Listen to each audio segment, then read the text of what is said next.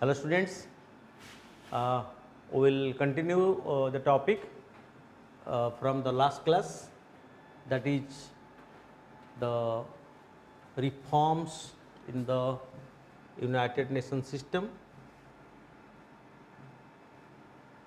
Okay. Fine. So, in the last class we cover about the United Nations, its functions, its limitations, but since few years a demand is growing to reform the world body. Fine.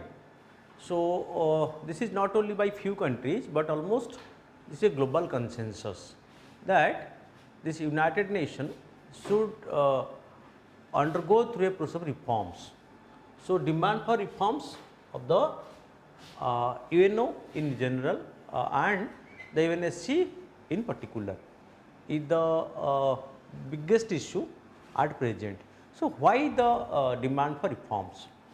The demand for reforms is to make it more representative and to make it more representative, because the General Assembly membership has crossed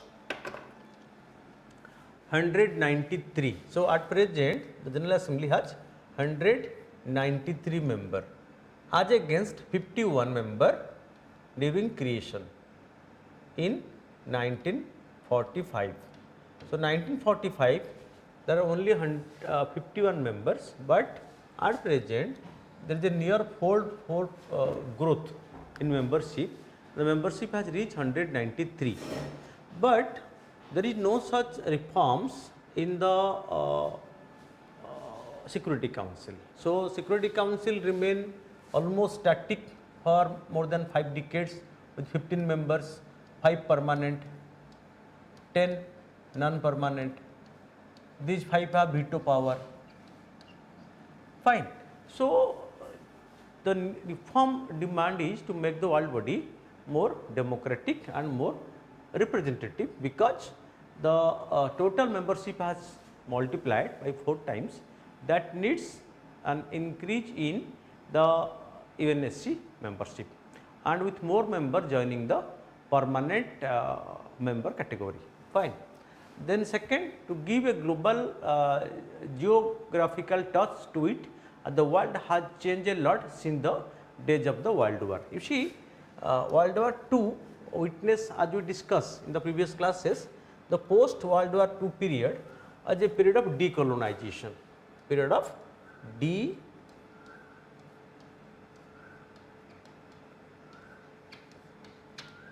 decolonization. That means, so that led to emergence of hundreds of independent countries. Hundreds of independent countries.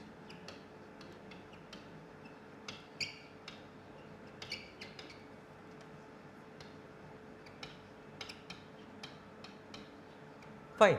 So, but they have not been properly represented in the UNSC. Fine. So, this hundreds of countries becoming independent. So, the world has underwent many changes geopolitically. So, from one bipolar world, the world turned to a unipolar world, and right now a multipolar world. Okay. So, but that has not been properly reflected at the United Nations. So, this is the second issue, to give a global geographical touch to it, and the world has changed a lot since the days of the Second World War, because hundreds of countries, independent countries has emerged, and most of them are from Asia, Africa, Latin America, okay, who are called the underdeveloped country, third world countries. Okay. The third world has very less opinion, or very less voice which is taken into consideration by the United Nations. So, these nations need, because some of them became very powerful right now. You can take the example of India, take the example of China, okay. So, Japan, take Germany, Brazil, okay. So, they are Australia, so they are becoming powerful. So, they are not yet been recognized and with due recognition at the world body. So, that is what the second ground for the reforms. Then change in the equilibrium in the world power have become very necessary after the USSR disintegration. You know, in the post USSR disintegration period, so the global balance of power or equilibrium has been affected. How it has been affected? Because you see, so USSR came to the rescue of its own members or its own camp followers in the Cold War period. Okay. So, it protected these countries, okay.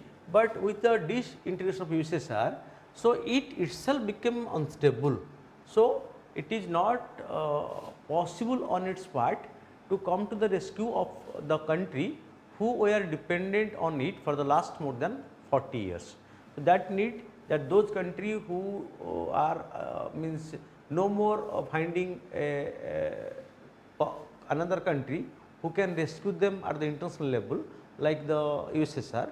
So, they need to have some reform agenda and some power to themselves directly, so they can feel that yes, we have on our own we are enough to handle the situation. Fine. Then the most misused veto power granted to the permanent 5 members need some reforms in the changing power scenario. You see, so what is this? The most misused veto power. Why it is so called? Veto power has been given to the 5 permanent members as their most responsible. So, presuming them are the most responsible member, so the veto power is given that they can at least any one of them can act as a restraint on any action decided on majoritarian principle if it is against humanity. Fine. That is why if good sense prevail in any one of these 5 permanent member country, so it can restrain the majoritarian rule of the UNSC and save the world from any repercussion out of that decision. That is why, but in reality it was manifested that the country they have misused the veto power more than they use for betterment. So, though that veto power which is given for good of humanity was misused and not that useful for human benefit. So, that is what. So, this is to be somehow that needs to be changed, okay, to the 5 permanent members need some reform in the changing power scenario, because so 2 countries like you can say the USSR and its successor Russia use the veto power maximum times use the veto power. Fine. So, this is what and at present you can say, if you see at the present scenario, so China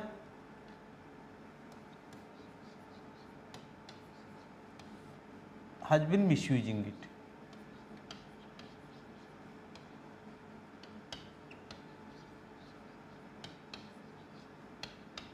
You can say, recent example, so India's resolution against the declaring Masood Azhar as a global terrorist, so was applied veto by China. So, a global terrorist was saved by a permanent member country. Fine. This is not in the betterment of humanity, for a betterment of humanity, because you see he is a terrorist and there is no good and bad terrorist. Terrorist is always a terrorist.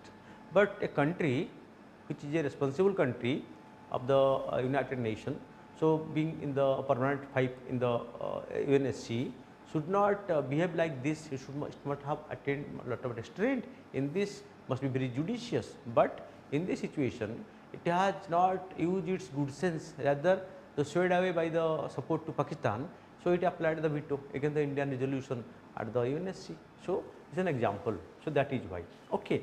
So, then this superiority complex of the P5 needs reform to bring normalcy and fellow feeling among the East-West and the North-South. You know, these 5 permanent members, so they always project themselves to be superior than the others, because so the UN charter give them veto power, so they feel themselves that we are elite, we are superior and we can take our decisions and abruptly halt any action where there is consensus, fine, among other member countries. So, that is what, so this feeling of superiority is to be countered in this reform, by these reforms, and there must be normalcy and fellow feeling among the east west and the north south. Okay. So, normally, so the north is a developed region, the west is the developed region, the east is the backward one and the south is the backward one. Okay. So, here the west is developed and here the north is developed, where, so these are less developed, fine. So, we must have a proper understanding between the east and the west and the north and the south, so for betterment of humanity. Then providing financial independence to the United Nations. You know, the biggest shortcoming or deficiency of the UN system is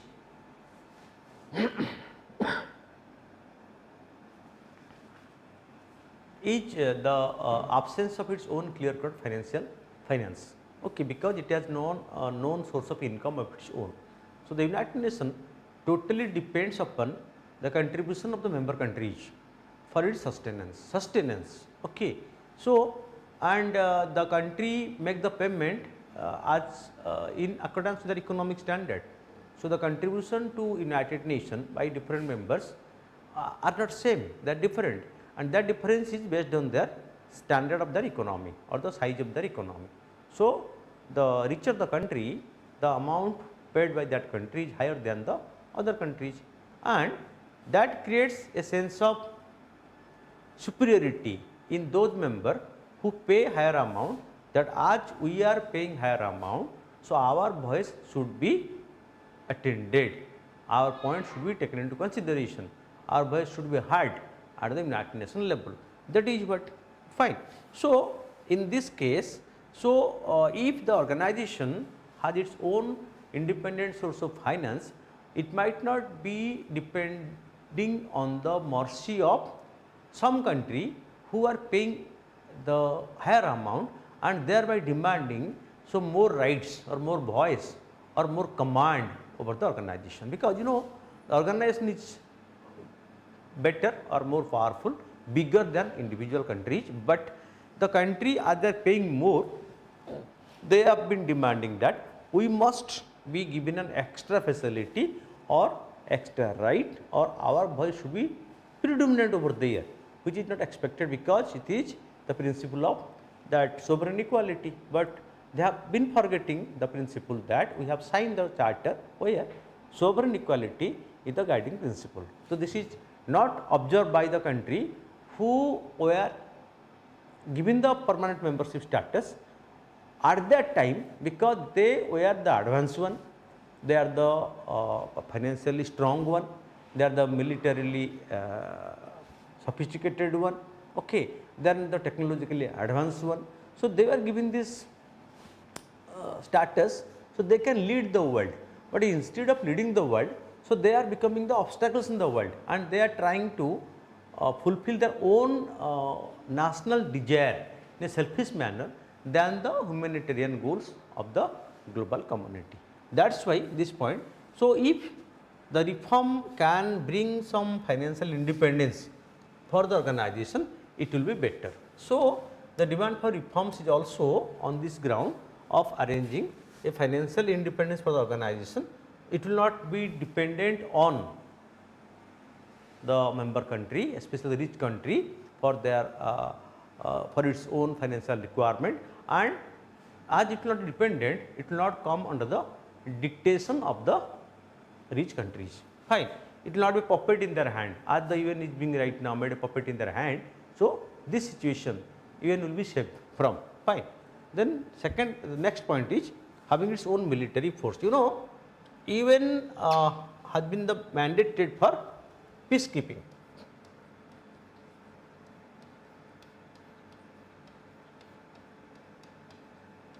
and UN can deploy UN peacekeepers.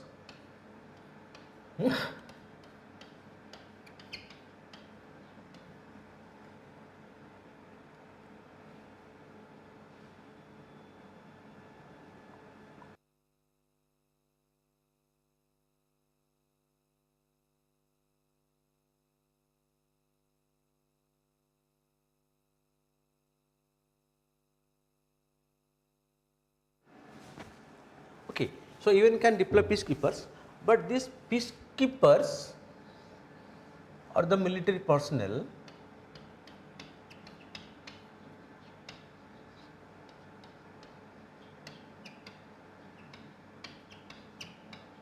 so are not the permanent military personnel of United Nations. So, they were the military contingent sent or dispatched by the member countries. So, when UN starts a military peacekeeping operation, it requests the member country to send a military contingent, and that contingent go to the field under UN banner or UN flag and UN commandership. Fine. So, in the absence of a permanent military force of its own, so this process is delayed at times. Fine. And UN is not able to enforce what it want to do through this peacekeepers, because the peacekeepers belong to different countries, and when the personnel, military personnel of different country, they combine to be sent in a particular operation. So, it is very difficult to coordinate them, because troops from different countries, from Asia, from Africa, from Europe, from America, okay. So, they assemble to form the UN peacekeepers, and it will be very difficult, practically saying it is very difficult to coordinate them, their action, because they came from different military training level, different attitude, different mindset, different weapons, everything. Fine. So, coordinating such a diverse force on a particular mission is really Herculean, very difficult. So, at times the mission is blamed for its non-pursuing the activity or misbehaving the people. So, at times even putting affecting human rights or hindering human rights in those regions had been posted. So, at times, but UN peacekeepers have been have done commendable work, for which they have been praised around the world. And India, which is a major contributor to almost all the peacekeeping operations, its forces, due to utmost restraint and its humanitarian role, has been praised many times. Okay. And they have got rewarded for that. Okay. UN peacekeeping operations have also been rewarded by the United Nations, okay, by the world other body, and get the prizes, international acclaim prizes for their role. But in case UN has a military force of its own, it might be much better than borrowing from the military forces of member countries. Am I clear? Okay. So, these are some grounds. Fine. And going further,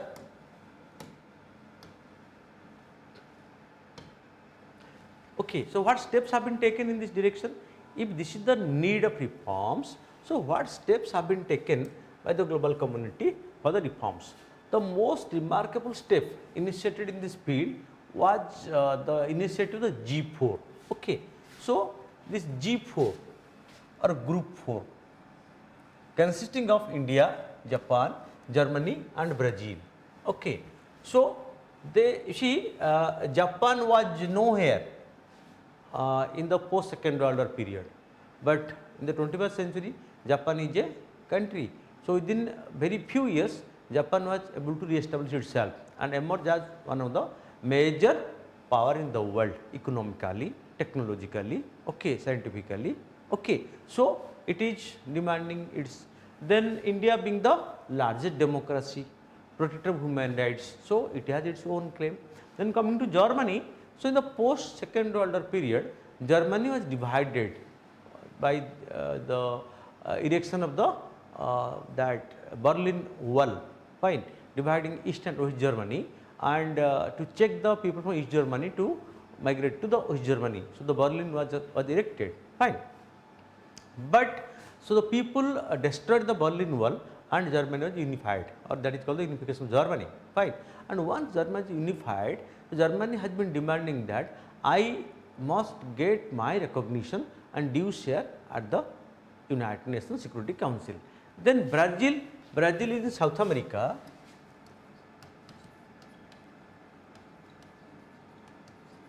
Okay. So, it is one of the most advanced country in South America, and that continent has not been repeated, and Brazil is the torchbearer in that continent. So, these 4 countries, India, Japan, Germany and Brazil, so they have been united under the G4 and has been demanding that let this reform process be expedited and let them get the membership at the UNSC. Fine.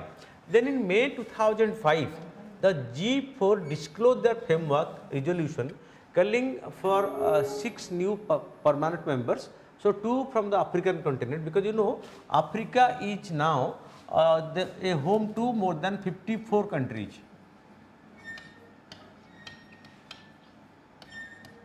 Fine. So, these 4 plus adding South Africa and 1 more African country in the team or in that group, they want that they should be added in the permanent member category. Fine. They have initiated a hectic diplomatic lobby with other nations at individual and group level to sponsor it at the UNO and support the move. It required the support of at least 127 nations or 2/3 members of the General Assembly to get it passed. The G4 nations have firmly asserted that different meets their resolves to remain united in their resolve to bring about the expansion. So, the G4 is at the forefront of the demand for reforms, and the G4 has coordinated their activity. They have been able to influence the global community and put forward their demand before it, why there is a need for reforms and what are the parameters for the reforms and how far these countries are able to fulfill this, for which so they should be added in the UNSC as permanent member.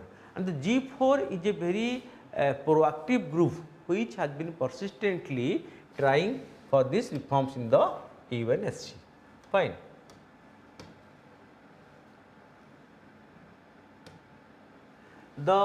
Taking this into consideration, the UN appointed a high level panel on threat, challenges and change. Remember, at the under the theme threat, challenges and change. The committee has submitted its report with 2 different models for restructuring. The first model proposes the addition of 6 new permanent seats with no veto power and 3 new 2 years term elected seat. So, that means total 6 plus 3, 9. The second model proposed a new category of 8 seats renewable every 4 years and 1 new 2-year non-renewable seat. So, this is also 9 member, addition of 9 members. What is the common in both, that the proposals is the addition of will be 9 nations and the total strength of Security Council will be from 15 to 24. Fine. So, this is what, but so no substantial steps has been taken in this direction as the committee has given the recommendation. Fine. So, this was appointed during the period of Kofi Annan as the Secretary General. He has appointed the committee or the panel, and the panel has given the recommendation on this. Fine. So, but no tangible steps have been initiated in this direction. Fine. Then moving further, so on what ground India put forward its claim for UNSC membership? Okay.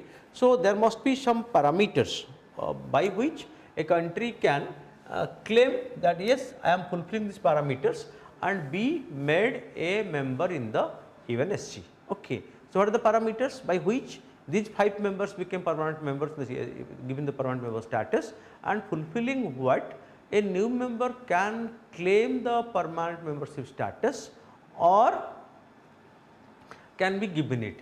So, let us see what are the parameters: size of the country's geographical area and economy. So, India's claim for the membership in UNSC.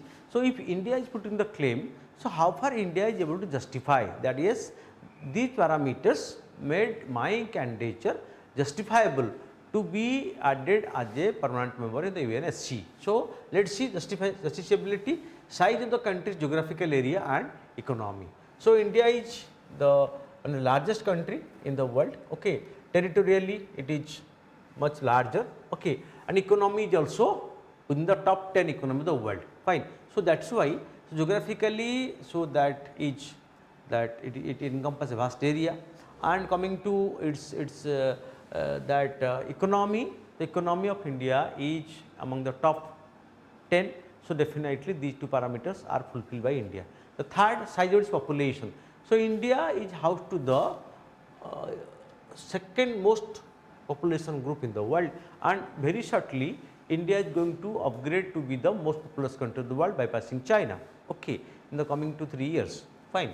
So, on this ground, its military capability and contribution to UN peacekeeping missions. So, India's military capability is definitely much ahead of others, and that is not the issue. The issue is that India has been positively contributing to all UN operations, okay, peacekeeping operations, as and when demanded by the United Nations, and Indian peacekeepers have been well acclaimed by the United Nations and the global community, and for their proactive role and humanitarian assistance to the country where they have been deployed on peacekeeping missions, okay. Their decency, their own humanitarian approach to the issues have been well acclaimed around the world, fine. So, that is what peacekeeping missions India has contributed. Then commitment to democracy and human rights. So, coming to democracy, so India is the largest democracy of the world, fine, and we are able to strengthen our democratic institution year after year. So, the principle of democracy, which is means promoted by the United Nations, so India has been promoting it. Then comes human rights. So, human rights are being protected in India. We have created the National Human Rights Commission at the center. The state governments have been at the state level, the state human rights councils have been created, and human rights are added in the fundamental rights of the country, and they have been granted and guaranteed by the Constitution of India to each and every individual or each and every citizen of the country. So, on this parameter, commitment to democracy and human rights, so India is definitely much ahead of its counterpart in the subcontinent, fine. Then financial contribution to UN system. So, India is not at all a defaulter to any of its UN commitment. Whatever commitment India has made to United Nations, or whatever amount the UN has ever asked India to contribute, so India has wholeheartedly so contributed that. So, its contribution to United Nations requirement in financial domain is always very proactive, and that is why so it never became a defaulter. So, as compared to the rich country like USA, which is the biggest defaulter, so India, although being a average size economy or a poor, not that so rich an economy, but its contribution to United Nations is always forthcoming. It is always contributed as per its commitment that it is supposed to what it is supposed to pay, it pay in time. Then comes past record and commitment to counter terrorism and non-proliferation and these things. So, counter terrorism, you know, terrorism, if any country in the world which is the worst victim of terrorism, it is India, and India has been raising its sole voice against terrorism since more than 4 decades, since the days of the Khalistan terrorism in Punjab in the 1980s till the present one, Jammu Kashmir and northeastern states. So, India has been raising its voice. So, against terrorism, India has passed many law, has taken many action against its own country, so supported actions of other countries, so coordinated other country in the action, moved the proposal at the United Nations for against terrorism, fine. So, and similarly, non-proliferation of nuclear weapons, fine. So, India, although is not a signatory to NPT and CTBT, but India has declared its own nuclear doctrine and thereby expressed its commitment for non-transfer of the nuclear defense technology, equipments or materials. Although in the civilian domain, so India has always supported the cooperation and to receive solicit cooperation and to give or cooperate with other country in the peaceful use of the nuclear power. but the trading or the transfer of fissile materials for the defense purposes or for destructive purposes is strictly prohibited by India, and the India's nuclear doctrine, as it is called, the second Pokhran test in 2003, India published the nuclear doctrine.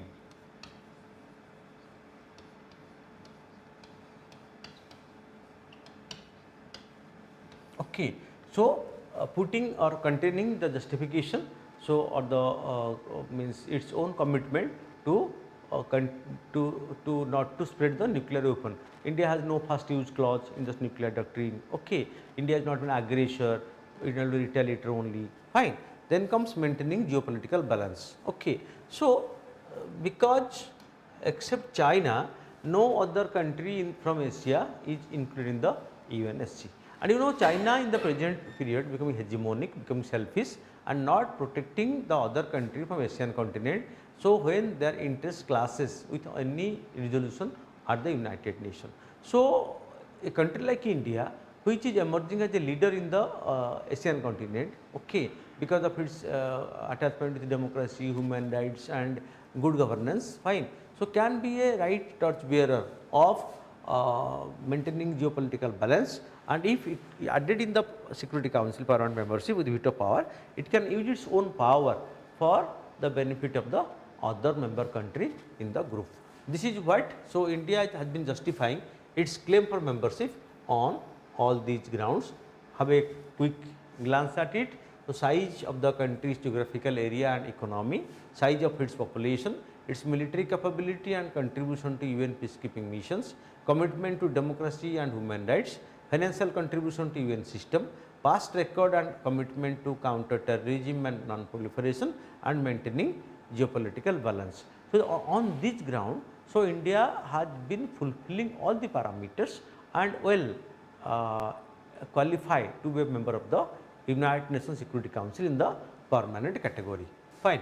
So, because India fulfilled these parameters, so it has been demanding the reforms, and so in the reforms, so India want to be a member in the UNSC in the permanent category. Okay.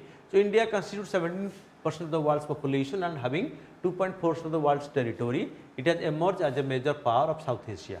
So, some facts and figures. So, 17% of the world population, 2.4% of the total geographical area.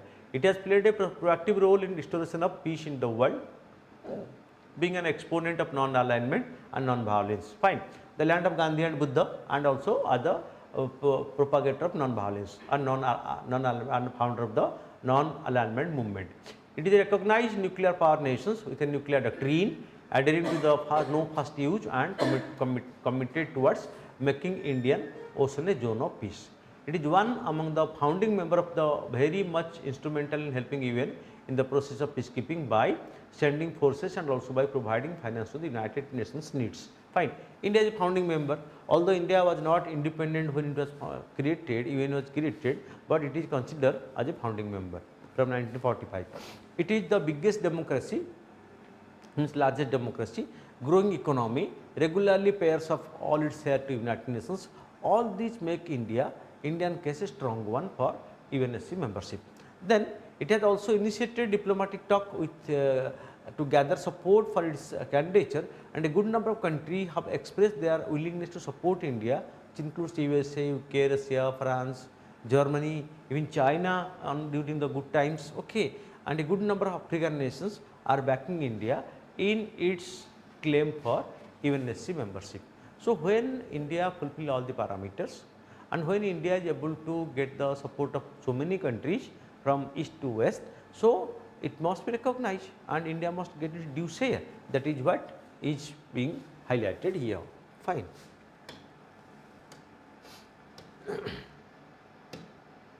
So, see this is what the previous slide as I show,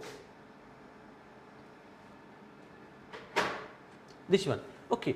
So, these justify India's claim, and India has been demanding, yes, I must get my due share in the United Nations system, and I will be happy if added as a permanent member in the UNSC with veto power in tune with my present position in the geopolitical environment. Fine. Then moving forward, the mandate of United Nations is for peacekeeping. Fine. But the peacekeeping needs some reforms. Fine. Today's 14 peacekeeping operations around the world are underway, illustrate the wide range of mechanism, strategy and resources that the United Nations marshals in support of peace and security. Presently, there are more than 14 peacekeeping operations going on in the world, in the troubled areas or the war zones of the world. Fine. So, these missions have been deployed to increasingly difficult and complex environment, because UN peacekeepers are deployed when the situation is almost on a last and deteriorating stage. Fine. Even these missions have been deployed to increasingly difficult and complex environments. Even as demand for peacekeeping has increased, core business processes of the UN have not been kept up with these demands. Threat to peace in places such as Syria and Yemen indicates the new and complex challenges. Mandate implementation is hindered by slow, unresponsive service delivery, because the peacekeeping missions, so this is very slow, unresponsive service delivery, because UN don't have a permanent force of its own. It will, so when there is a need for peacekeeping, it will requisition the forces from the member countries. So they will dispatch their contingent. They will be given orientation by the United Nations. They will be coming under a particular command. Then they will be sent. It takes time. That makes the process slow. Unresponsive services delivery. Micromanagement by government bodies, because no. So once the government of a particular country receives the requisition from the United Nations, it must go for micromanagement. Okay, a trust deficit with member states and with staffs, that is another issue. Okay, inadequate resources, resourcing of and ineffective implementation of the mandates, because even mandate has not been properly implemented, because different country try to take the mandate as per their wish. That is why the problem start emerging.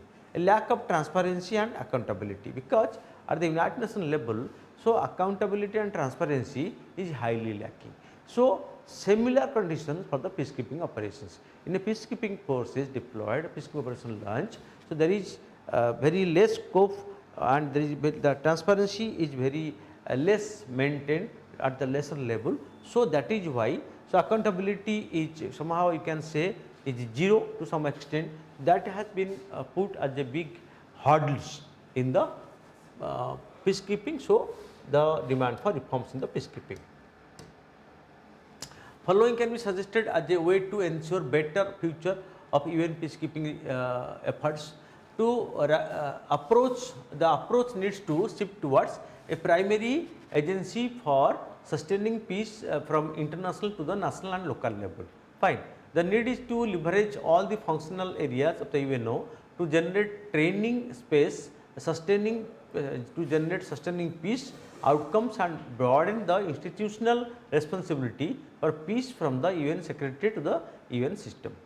Indispensable role of women in peace needs to be reaffirmed, because you know peacekeeping operation was done, it is called that is a male domain, but right now, so women contingents are being deployed. You can say India sends its all women contingent on peacekeeping operations to United Nations. Fine.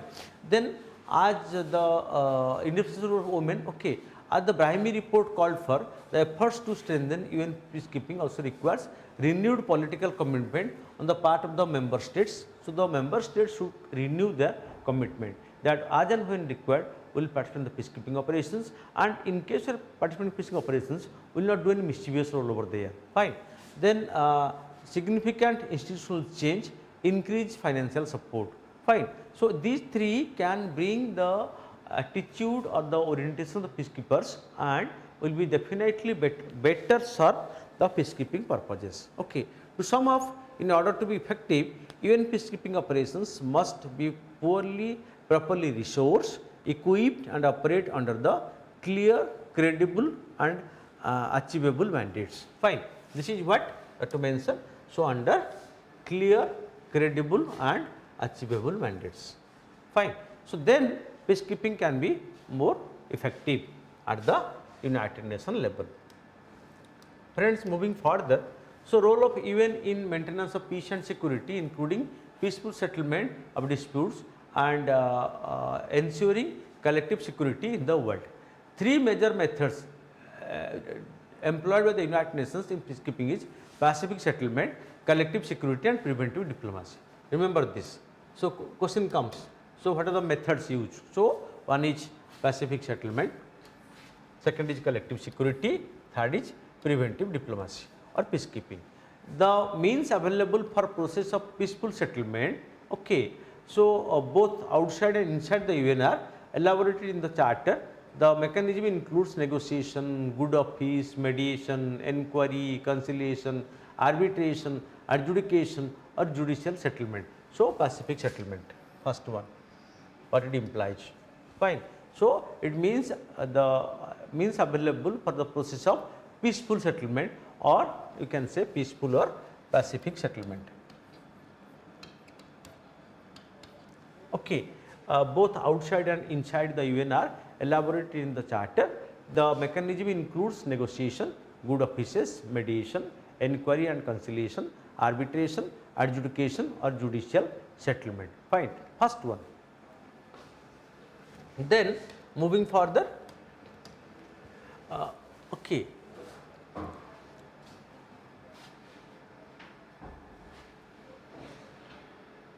Okay. Then collective security mechanism deployed by the United Nations includes that so all will be united for peace resolution which is passed by the United General Assembly, and collective security will ensure other members will persuade the United member in its desire, and the UN security that Secretary General can use his good offices for this. Then comes preventive diplomacy or peacekeeping when the war has broken out and that need to be checked. So, this is the most crucial phase when the UN peacekeepers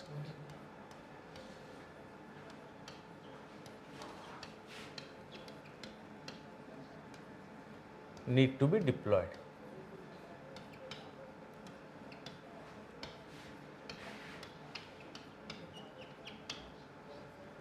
At a particular place, okay, in the war zone, okay, for maintaining peace between the two rival sections.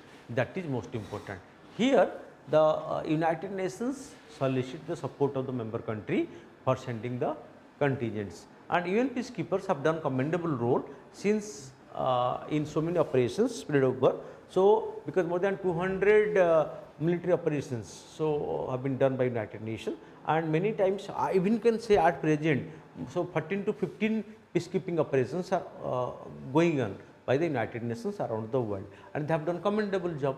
So, preventive diplomacy peacekeeping is resolved at the end, because this needs dispatching a contingent of UN peacekeepers to be deployed, because the other two are, so this is peaceful settlement through negotiation, this is through that collective action to refrain a country, but the third one is important because here deployment is made of the military personnel in the war zone, okay, which is the biggest threat to their life even. Although the UN peacekeepers go there with UN banner, UN flag, okay, still there is chances of ambush, attack, destruction or attack on them. That is what is, but still United Nations never succumb to this, and the UN peacekeepers have done commendable role in maintaining peace and security around the world in the war zone by deploying themselves as the UN peacekeepers. What? They are deployed as UN peacekeepers. Fine. So, this is what is about the system. Then moving further, see what can come as main questions for this examination for this particular chapter that we have covered. Write down the objective and principle of United Nations. So, the discuss in the first class. What are the principal organs of the United Nations? As you told, the 6 principal organs: General Assembly, Security Council, Economic Social Council, Trusteeship Council, ICJ and Secretariat, and the agencies to that. Discuss the role of UN in maintaining world peace and security. So, what is the biggest achievement? UN is able to stop the Third World War. UN has done commendable humanitarian work. UN has ventured into all humanitarian role from birth to death of the person. That is what you have said. So, okay. So, major achievement includes all these things. Okay. What are the major tools with UN to maintain global peace and security? As I told just recently, that peacekeeping, peacemaking and collective security. Fine. Then UN reforms is the need of the hours. So, why the reforms? Why the reforms have been made necessary? What are the steps taken in the reform process, and what are the hurdles in the process of reforms? Then justify India's claim for UNSC membership. We have just discussed that. So, what are the parameters that qualify a country to be a member of United Nations Security Council, and how far India justify it?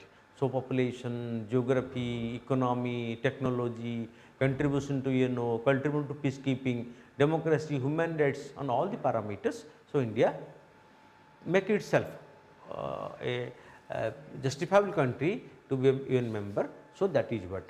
Discuss the structure and function of the World Bank and the group. We have discussed in the second class about the World Bank and the World Bank group, including that World Bank group includes 5 group institutions: IBRD, IDA, IFC, then MIGA and ICSID, and what the role they play, the different roles. Justify need for reforms in the world financial institutions, because you know world financial institution so is dominated by the European and American, but the economy of the Asia and Africa are growing. So, they need proper recognition, proper attention. So, that is why there is a need for reform not only in the United Nations, but also in the global financial institutions. Definitely, they should be as per their economic growth, they should be given the responsibility, they should be given the share, they should be given the say. So, these are the reform process in the international financial institutions.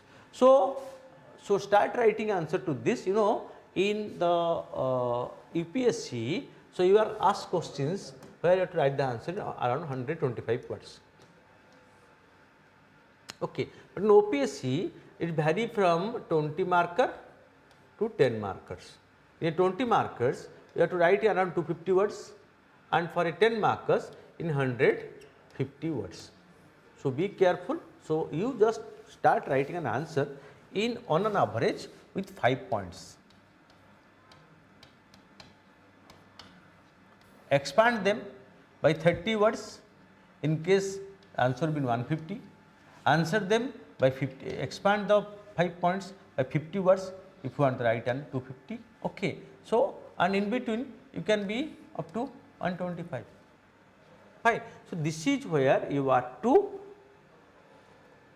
practice the writing of your answer, that will make you more comfortable and fit for the examination. Hope you start writing, and we will take one class on writing, how to write the answers, and that will make you more better to understand what to write and how to write, and you will be able to write your answer. Because in this examination, you know, this being a subjective examination, written part examination, more emphasis on writing, and writing is very crucial, and those who write good, so writing must contain the facts, must have the logical flow of ideas, must have error free, okay, must have a sequencing of the events if it is the event is eventually asked. Fine.